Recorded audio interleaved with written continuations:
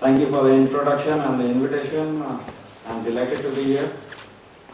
And I've been working in this field for the last 25 years, and it's embarrassing to start off the talk by saying,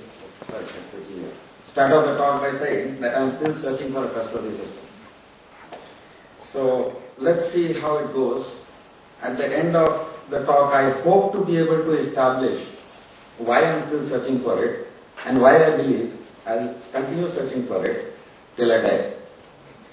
And there's a caveat that whatever I'm going to speak is my own view, has nothing to do with government policies and stuff like that. And I'm speaking purely from a practitioner's perspective.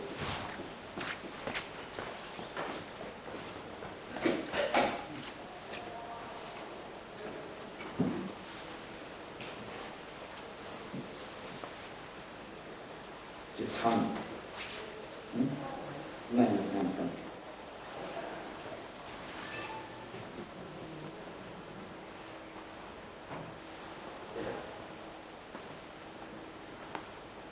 Yeah. So there is actually an increasing dependence of information systems, and these comprise of computing and networking. And we are starting to use it for both routine as well as critical applications.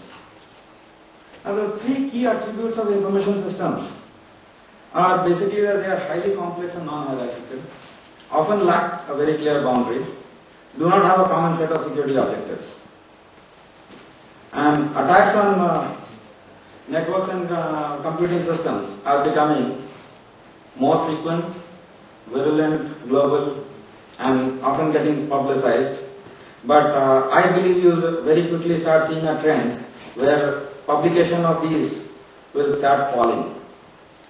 And the reason for this is what was mentioned by the last speaker, that we are moving away from script kiddies onto crime, and someone who is leveraging something for crime does not want to advertise what he is leveraging. So the method of attack is not going to be publicized, okay?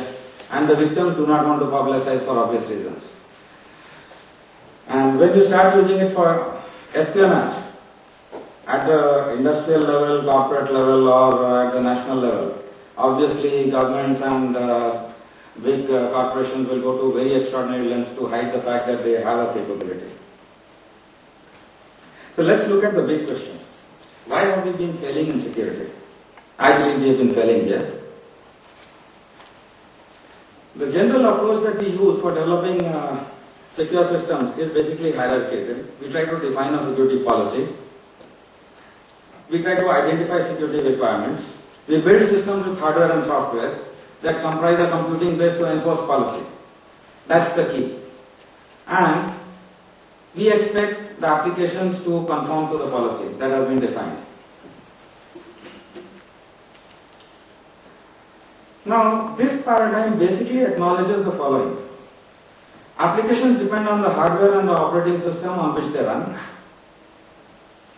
Assurance that they will execute safely is actually derived from the strength of this computing base. And Adrian was pointing out that at this point of time, we only have a capability of proving small pieces that they do what they are expected to do. Large code bases, we still don't know how to prove what they are supposed to do. So the reality today basically is that our information systems run on infrastructure that we trust will perform as intended. However, is our infrastructure worthy of this trust? Because let's look at it from the computing and networking perspective. The computing infrastructure, the mainstream operating systems are not adequately robust in presence of adversaries. And I will try to establish that in my next slide. And the networking technologies were actually developed for being used and deployed in a safe and benign environment, and security was never a priority. Actually, if you look at the prioritized criteria which DARPA had put out for development of internet. At that point of time, security is, I think, number 9 or 12, something in the order.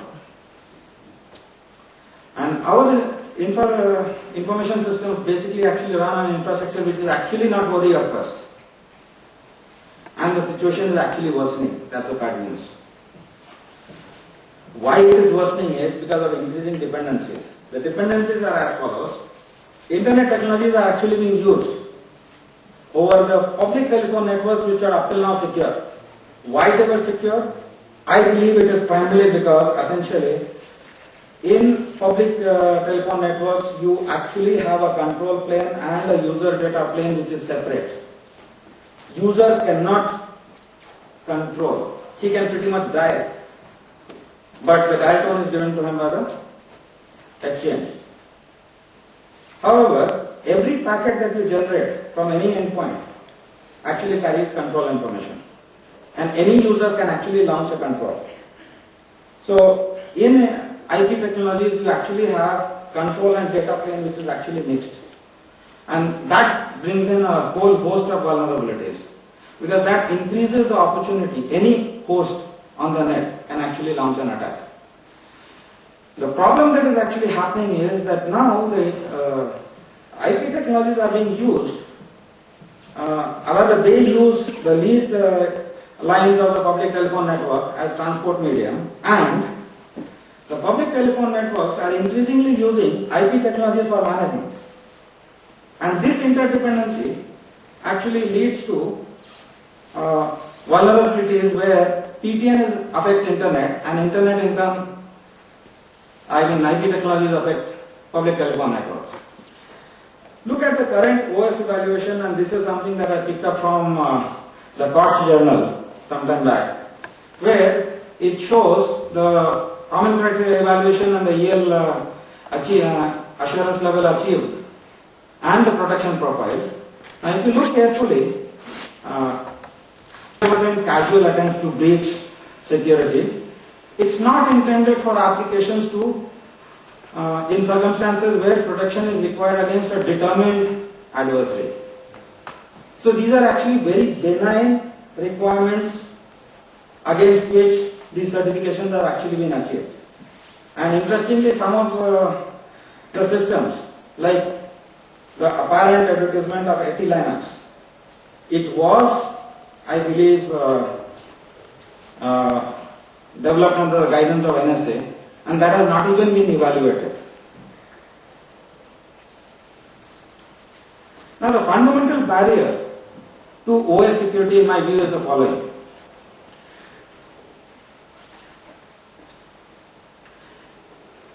OS security is actually a major primitive for developing secure systems because it's an essential foundation, and that requirement is basically foundational.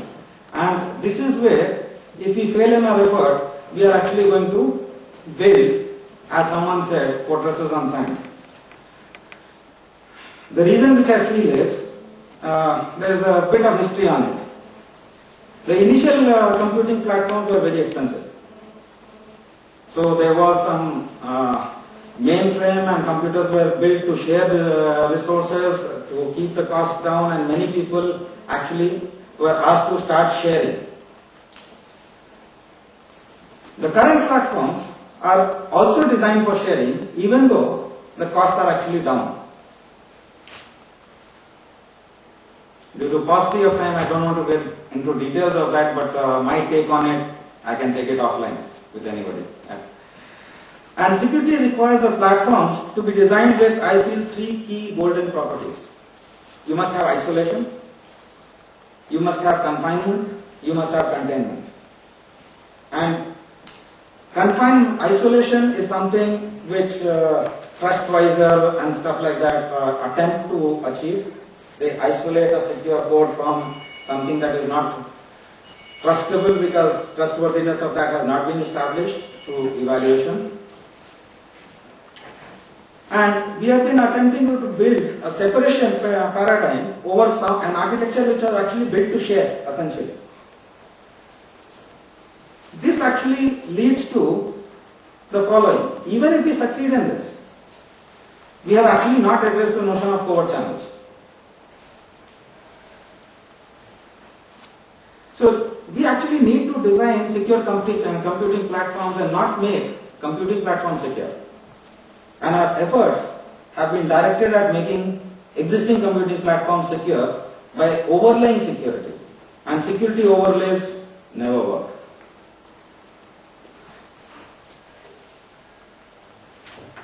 So what are the barriers to higher evaluation levels and the common criteria for operating systems? Whether it is any operating system, any mainstream operating system like Linux or Windows. They actually can deploy what is known as a perimeter defense. And once you actually pass these barriers, you actually end up getting full access. They are actually monolithic, and which means actually that they have actually a very large code base. And NSA estimates that software larger than a few thousand lines of code is unverifiable. So when previous speakers were referring to being able to prove something is secure, it does what it is supposed to and nothing more, requires virtually building a model and carrying out some sort of an exhaustive check, and keeping the code base less than 10,000 lines is about 3 to 4 orders of magnitude lower than current mainstream operating systems. And if you are talking about higher assurance level against determined adversaries, where you require high robustness properties, the cost of EL67 evaluation is reported to be about 1,000 lines per line of code, $1,000 per line of code. So how many people can actually afford it? Is it commercially viable? The problem doesn't end there. The moment you release a patch, your certification is null and void. It has to be recertified. And a certification typically takes anywhere between 6 months to 2 years.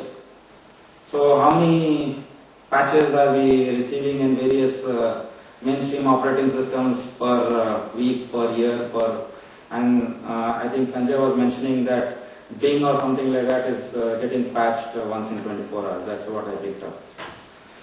So even if you certify an operating system today, how long can you maintain it without being patched? So there is an interesting paper which I picked up, which was written way back by Blakely in '96, where the central position is that no viable secure system design can actually be based on policy, integrity and secrecy. That by policy what he actually meant was access control policies, because access control requires identification. Strong identification is the approach towards which some efforts are being made. However, authorization is the Achilles heel. That is something that doesn't scale very well. We have not actually been able to establish paradigms for robust authorizations. And I believe that is what led to the failure of security in the context of WikiLeaks.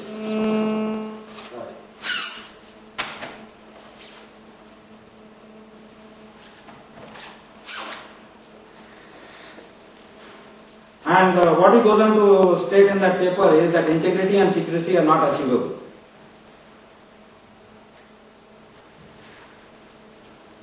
What my perspective tells me is that security is actually a wicked problem. And a wicked problem is one which is difficult or impossible to solve. And that is so because the specification of the problem is incomplete. Often the specification turns out to be contradictory. And it comes out with changing requirements which are actually very difficult to recognize. There are very subtle changes which will occur during your design process, your development process, implementation process, and which will have security implications, which you will not realize it initially. And because of complex intermittent dependencies which emerge, the effort to solve one aspect of a wicked problem will actually lead to opening up of additional issues. So let's look at a wicked problem. Now let's see whether the security environment today is mirrored in the set of attributes of wicket problem. You don't understand the problem until you have developed a solution. And every solution that is offered exposes new aspects of the problem requiring further adjustments to the potential solutions. There is no definite statement of the problem. These problems are ill-structured, feature an evolving set of interlocking issues and constraints. There is no stopping rules. Actually, how does security solution get developed today? Since there is no definition of the problem, there cannot be a definitive solution. And the problem solving actually ends not when you have an optimal solution, but when you run out of time, money, or resources, or energy. And that's when you say, let's ship it. We'll beta test on the user. In the battlefield, if we end up beta testing on the user, it can have very serious consequences. People die.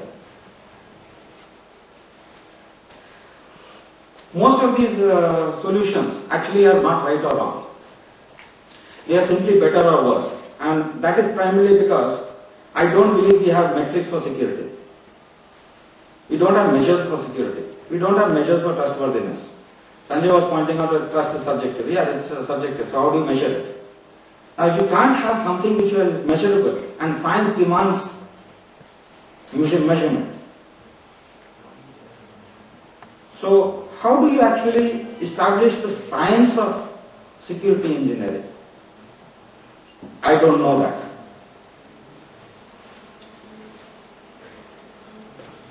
Let's look at the fourth attribute.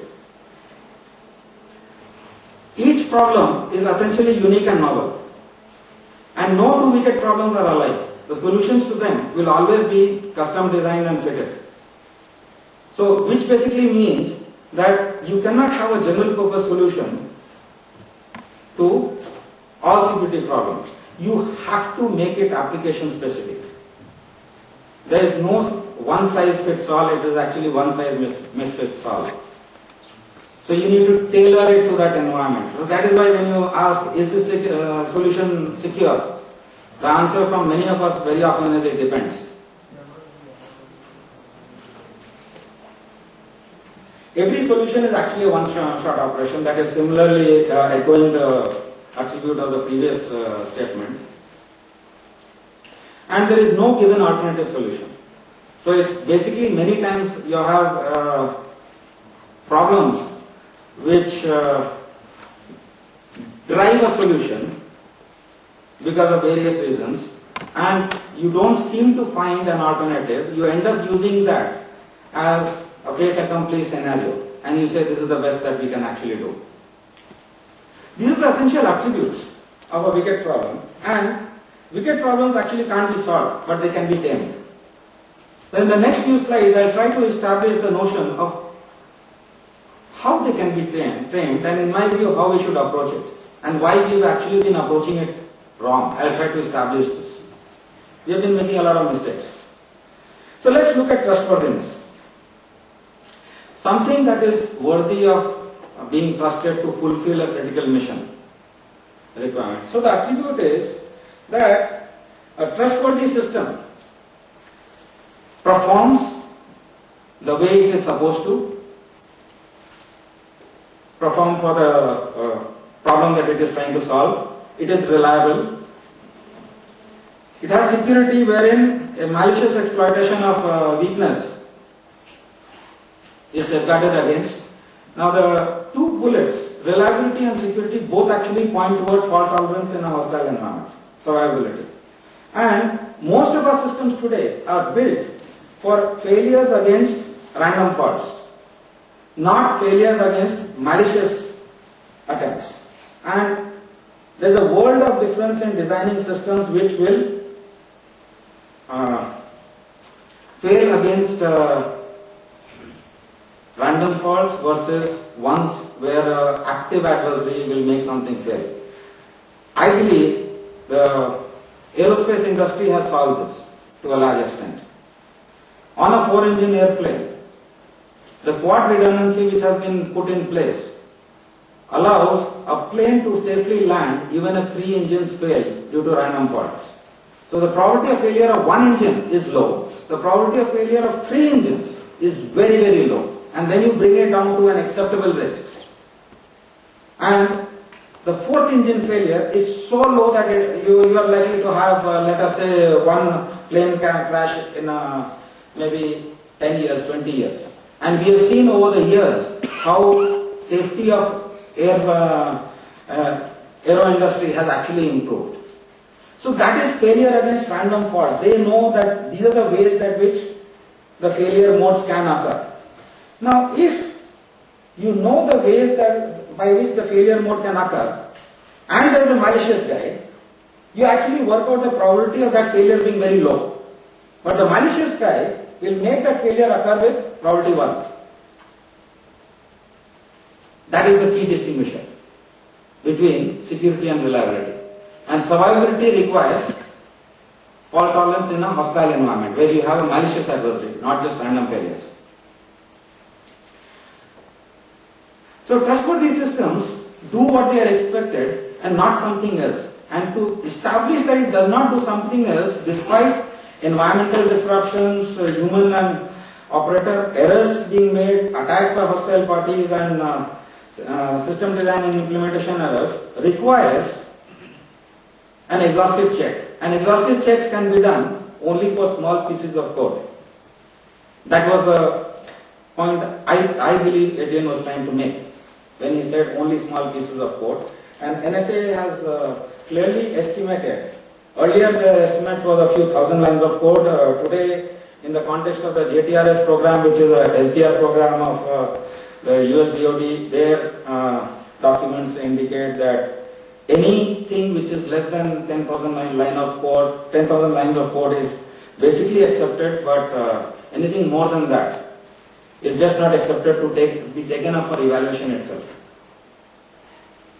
Now, I have a thought actually struck me very recently when I was just thinking about my talk. We are talking about evaluation under common criteria for the source code, that is the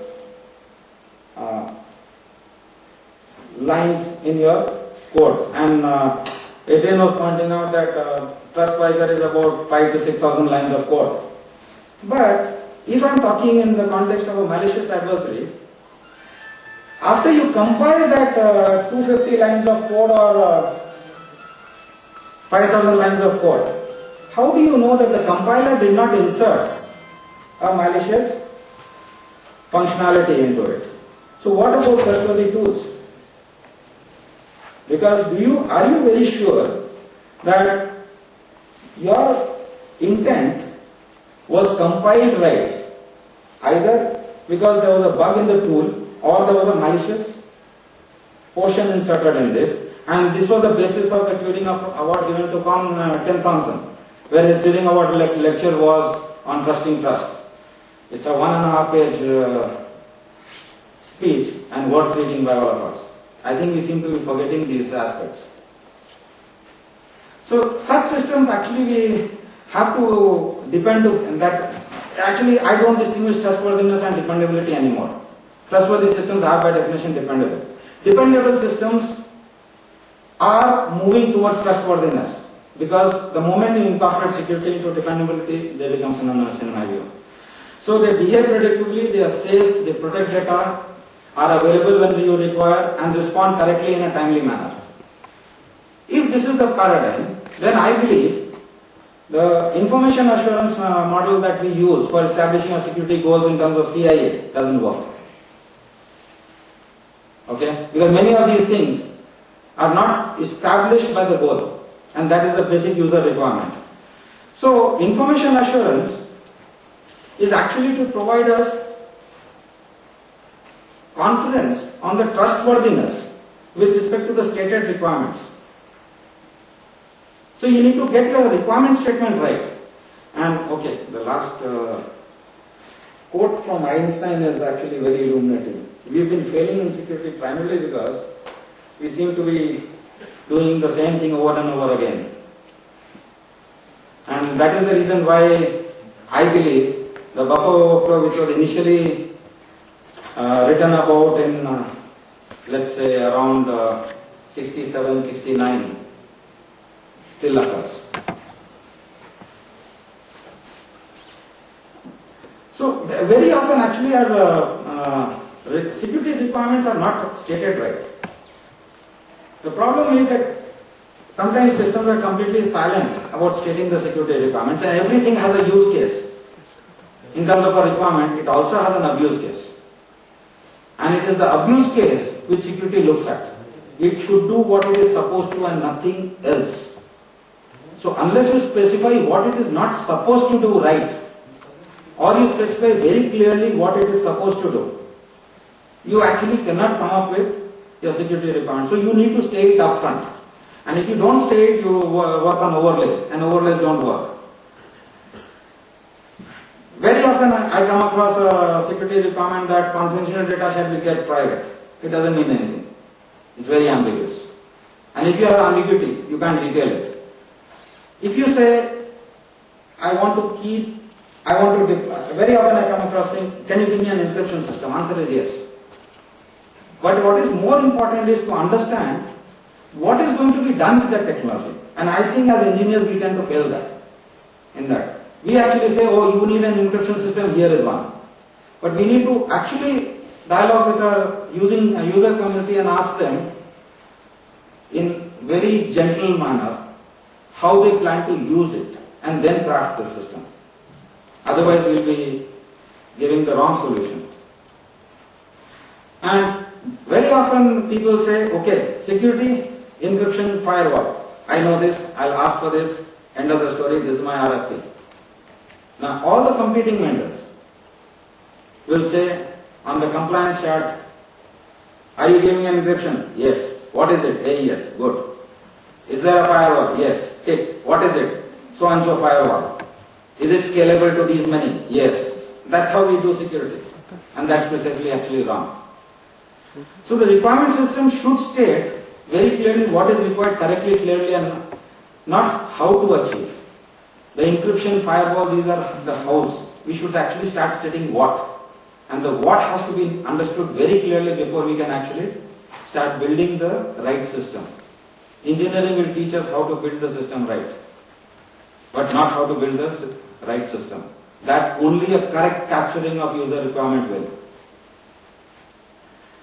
So the importance of IA is established. If you look at the ISO standard, it says CIA.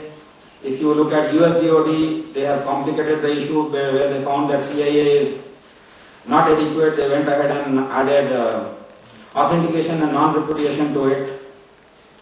And then they also went ahead and included something called DID, defense in depth. The British did pretty much the same. Now let's go into see, asking how do we establish our goals. So let's look at the very basic question, why do we need security? We need security to address certain concerns. So what are the concerns? Is anyone eavesdropping on my message that I sent? Which actually means the safeguard could potentially be confidentiality. So you actually don't need confidentiality. You want to address the what part as being that is there a possibility of my communication being eavesdropped? If there is no such possibility, I have confidentiality without deploying encryption. In this room I am speaking to you. There is no encryption system. Because I don't perceive the what part. Do I have that threat? I do not have that threat. So there are many situations like that. Here confidentiality, if at all it is required to be achieved, it is through closing this door and making this room soundproof. No encryption. It's basically by controlling access. Was the message received same as the one that was actually sent? That brings in the notion of integrity. Will I have access to the message when I need it? And that brings in the notion of availability. Now, this particular model, is it adequate? Has it answered all our security concerns? Do we have any more?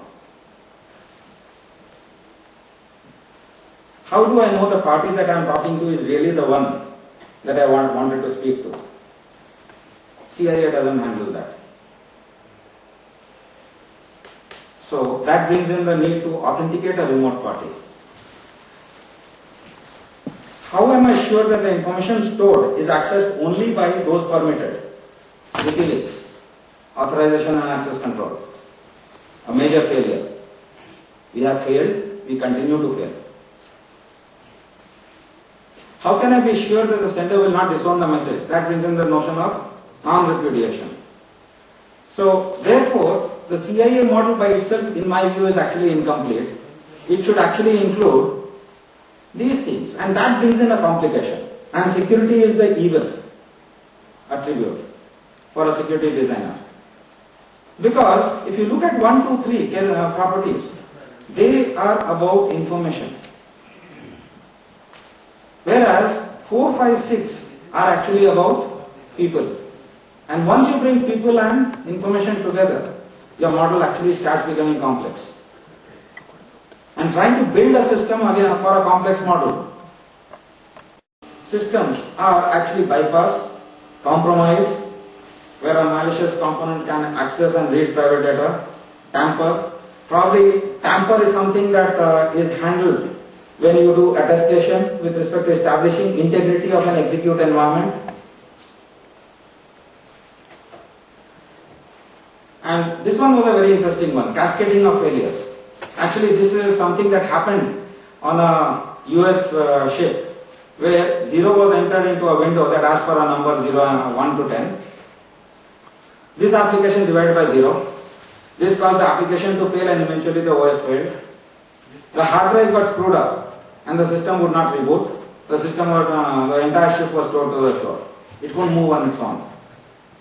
And if you want many instances of this variety, you are welcome to look up Peter Norman's SRI webpage. You just Google for Peter Norman, you will go into the, he comes out with a newsletter called Risk Digest or something.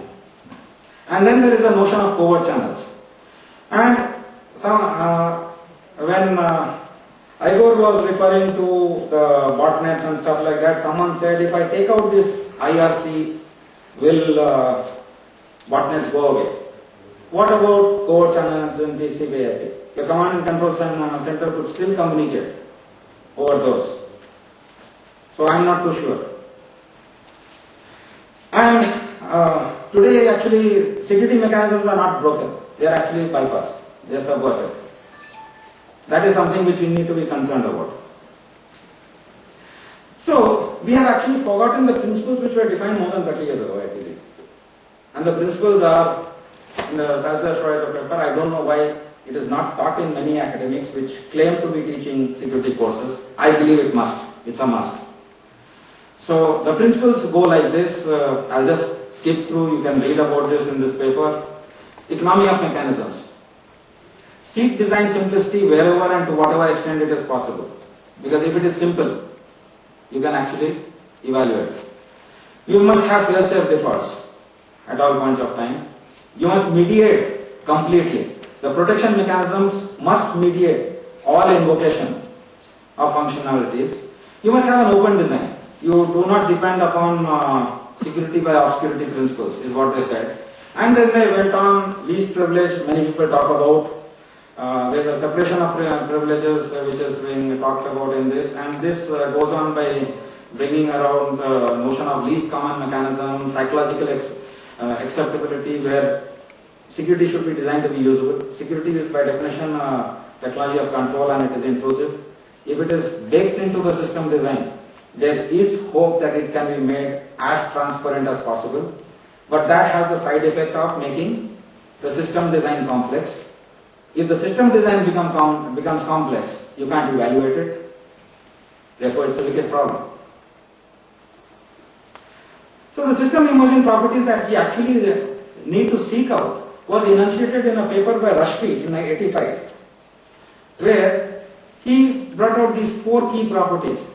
That the security mechanisms in your system should be non-bypassable, evaluatable, always invoked, and tamper-proof.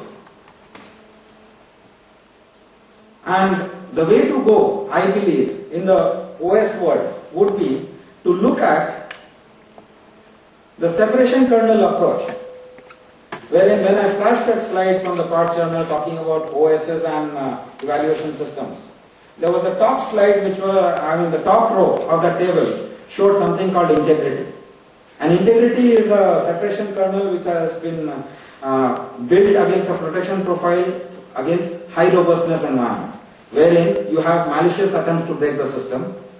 It is the only system known at this point which has undergone theorem proving with respect to correctness evaluation under the common criteria. I believe VxWorks Mills is undergoing a similar evaluation, though it's not yet completed. It's been 3.5 to 4 years in the evaluation loop thus far. So if you take a separation kernel, it is basically a hypervisor with very robustness and probable properties, plus it includes what was being mentioned in the context of our virtualization, that the hypervisor does not have communication systems. It has a secure communication channel called PCS built into it. It's a very small and thin piece of code. However, what it does not have is policy enforcement. And policy enforcement could be brought in by something which is referred to in the various historical papers called the reference monitor. This notion was articulated in 1972. And with the Salzer-Schroeder principles actually are completely aligned by these four principles that we are talking about, these four emergent properties. And the reference monitor was actually articulated in 1972 by Anderson in a report. I think it is based on these two that the famous Bell-LaPoda model gave a talk in Purdue that whatever I know about security, I learned 30 years ago. After 30 years, is not learned anything more. Because what he's implying is that not enough good work has been done in the science of security. But there have been enough efforts in building security. And that is where we have actually been failing. So actually this comes out to be a very neat acronym.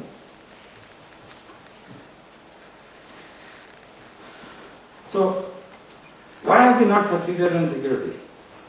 We need to look at the principles, the 10 principles of Salzer-Schroeder a bit carefully in light of the fact that I claim security is a wicked problem. Because all the principles, application of all the principles is context dependent.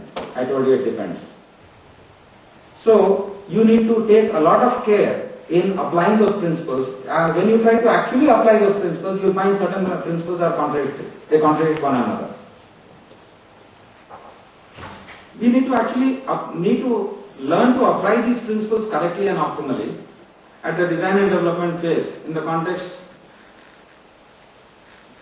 where the requirement specification is extremely carefully done and correctly done for the threat environment that we are looking for. And in the context of cloud, I do not know how to do it because I don't understand enough of it. It appears to be too complex to me at this point of time. Thank you.